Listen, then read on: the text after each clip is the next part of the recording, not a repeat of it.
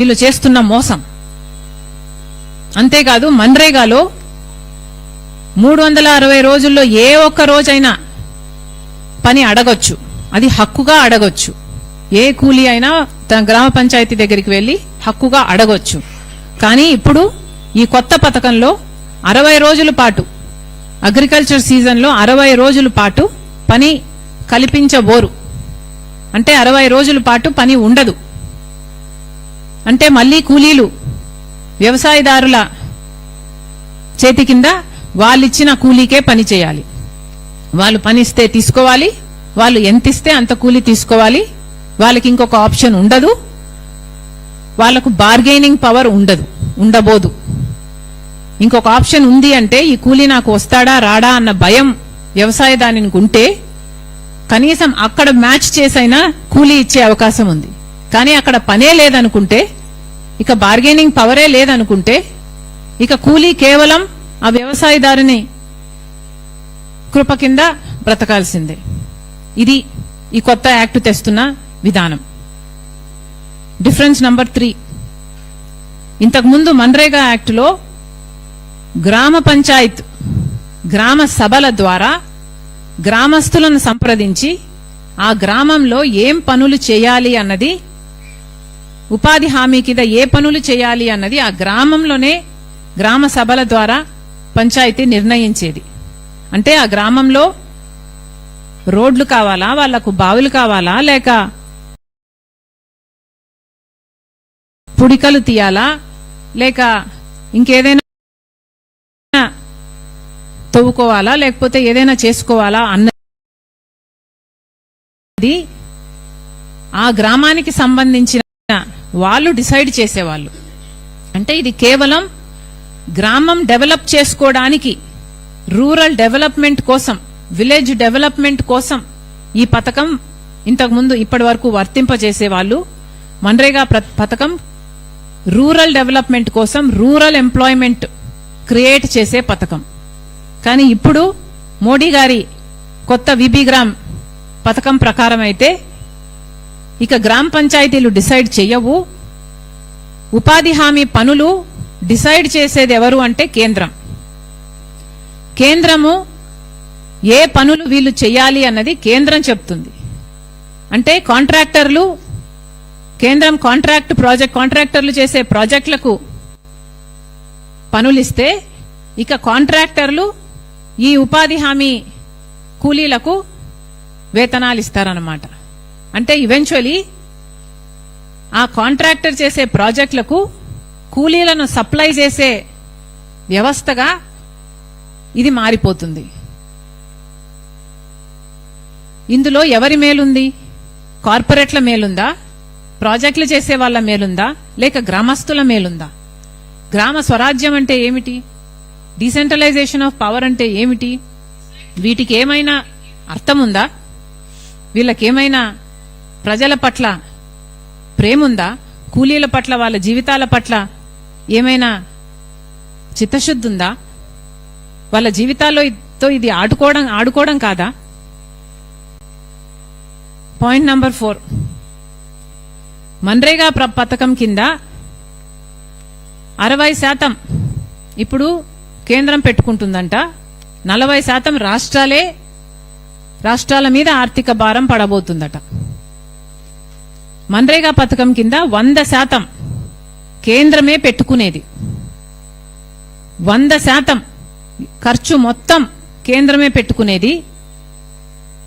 ఏదైనా machinery cost ఉంటే కూడా 75% కేంద్రమే పెట్టుకునేది.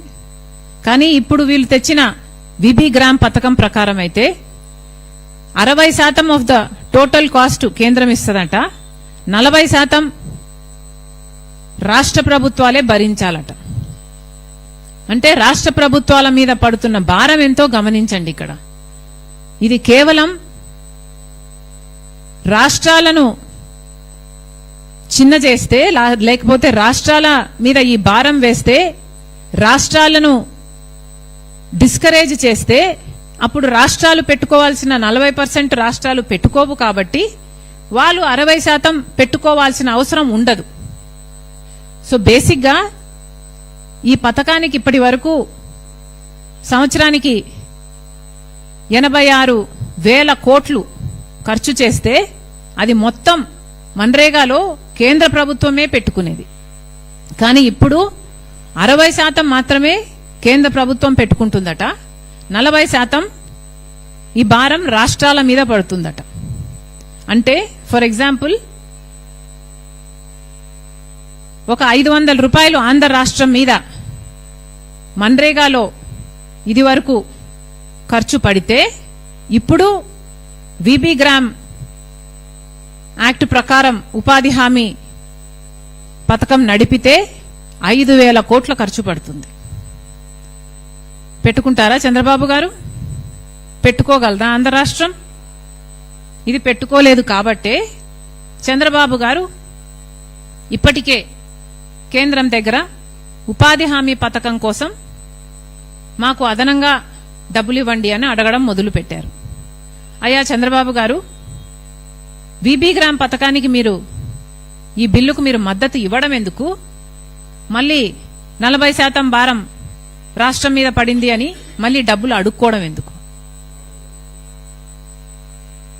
ఇది చాలా అన్యాయం. రాష్ట్ర బడ్జెట్, రాష్ట్ర ప్రజలు, స్టేట్ ట్రెజరీ, ఇది ఆంధ్ర రాష్ట్ర ప్రజల హక్కు, ప్రజల సొమ్ము. అలాంటిది ఇప్పుడు 40% భారం రాష్ట్రం మీద పడబోతుంది అంటే, రాష్ట్ర ప్రజల మీద పడబోతుంది అంటే చంద్రబాబు గారు ఇది అనుమతించడం కూడా చాలా పెద్ద పాపం. This is not right. ఇంకొక తేడా ఏమిటంటే, మన్రేగా పథకం కింద హ్యూమన్ షిఫ్ట్, వర్క్ షిఫ్ట్ 7-8 గంటలో ఉండేది.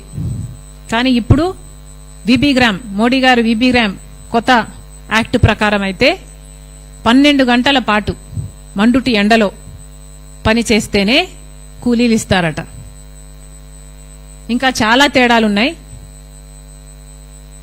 సోషల్ ఆడిట్ ఉండదు, కాంట్రాక్టర్లను ఎవరు ఆడిట్ చేసే వాళ్ళు ఉండరు, కనీసం గ్రామస్తులైతే ఆడిట్ చేసుకునే వీలుండదు. అలాగే మినిమం వేజ్ గ్యారంటీ ఉండదు. అసలు వేజ్ ఎంత ఇస్తున్నారు, కార్మికుని చేతికి, కూలీ చేతికి ఎంత పోతుంది అన్న లెక్క ఉండదు. సో ఇవేవి ఉండకుండా, అకౌంటబిలిటీనే లేకుండా కేవలం కార్పొరేట్లకు మేలు చేసేటట్టుగా, కాంట్రాక్టర్లకు మేలు చేసేటట్టుగా ఈ పథకాన్ని తయారు చేస్తున్నారు. ఇది అన్యాయం కాదా? విబి గ్రామ్ వల్ల, ఈ కొత్త చట్ట ప్రకారం చాలా నష్టాలు జరుగుతాయి. ముఖ్యంగా అన్ఎంప్లాయ్మెంట్ పెరుగుతుంది రూరల్ ప్లేసెస్లో, అంటే గ్రామాలలో. ఇక ఉపాధి హామీ పనులు తగ్గిపోవడం వల్ల, ఎందుకంటే రాష్ట్రం 40% పెట్టుకోవాలి కాబట్టి రాష్ట్రం అంతా ఎంకరేజ్ చెయ్యదు. ఈవెన్చువలీ గ్రామ పనులు కూడా జరగవు కాబట్టి కాంట్రాక్టర్ల కింద వీళ్ళు పని చేయాల్సి వస్తుంది నోటిఫైడ్ పద్ధతిలో విబి గ్రామ్ ప్రకారం. కాబట్టి ఈవెన్చువలీ ఉపాధి హామీ అన్నది తగ్గడం కాదు, చచ్చేపోతుంది. దాంతో అన్ఎంప్లాయ్మెంట్ పెరుగుతుంది. అన్ఎంప్లాయ్మెంట్ పెరిగితే పని లేక వలసలు వెళ్లాల్సిన అవసరం ఉంటుంది. అంటే distress migration, rural distress migration ని చూడాల్సి వస్తుంది. ఇప్పటికే మన బిడ్డలకు ఉద్యోగాలు లేక కుటుంబాలు అల్లాడిపోతున్నాయి. ఇక గ్రామాలలో కూడా పని దొరకడం కష్టమైపోతుంది. అంటే కనీసం తిండికి కూడా నోచుకోని స్థితికి గ్రామస్తులు వస్తారు, కూలీలు వస్తారు. ఇది దీని పరిణామం అవుతుంది. నాయకులు ఆలోచించుకోవాల్సిన అవసరం ఉంది.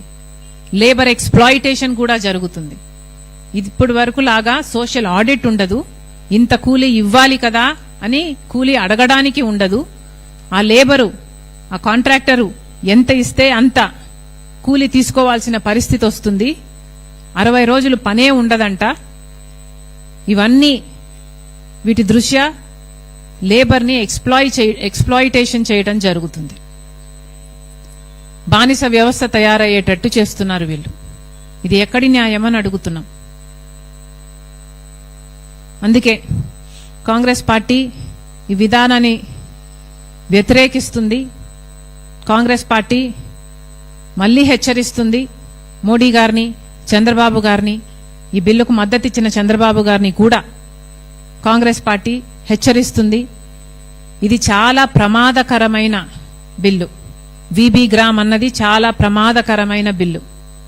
పేదవాడికి ఆసరాగా నిలబడిన MNREGA, Mahatma Gandhi national rural employment guarantee act ని మీరు ఖూనీ చేసి ఏదైతే మోడీ గారికి బానిసల్లాగా మారి ఈ కొత్త బిల్లుకి మీరు మద్దతిచ్చారో ఇది మన రూరల్ వ్యవస్థని, గ్రామ వ్యవస్థని ఖూనీ చేస్తుంది. ఎందుకంటే ఇప్పటి నుంచి గ్రామాలలో ఏ పవరు ఉండదు, వాళ్ళకు అధికారం ఉండదు, వాళ్లకు ప్రాధాన్యత ఉండదు. ఆ గ్రామాలలో ఏదైనా ఒక పని చేసుకోవాలంటే, ఒక బావి, ఒక రోడ్డు వేసుకోవాలంటే వాళ్లకు ఇప్పుడు మార్గమే ఉండదు. మీరు గ్రామాలను ఖూనీ చేస్తున్నారు, గ్రామస్తులను, కూలీలను ఖూనీ చేస్తున్నారు. ఇది భావ్యం కాదు, మళ్లీ ఆలోచించుకోవాలి. కాంగ్రెస్ పార్టీ ఈ కొత్త బిల్లుని పూర్తిగా వ్యతిరేకిస్తుంది. చంద్రబాబు గారు మద్దతివ్వడానికి కూడా పూర్తిగా ఖండిస్తుంది. కాంగ్రెస్ పార్టీ డిమాండ్ చేస్తుంది, మన్రేగా స్కీమ్ని, మన్రేగాని యాక్ట్ని, Mahatma Gandhi national rural employment guarantee యాక్ట్ని మళ్లీ తిరిగి తీసుకురావాల్సిన అవసరం ఉంది.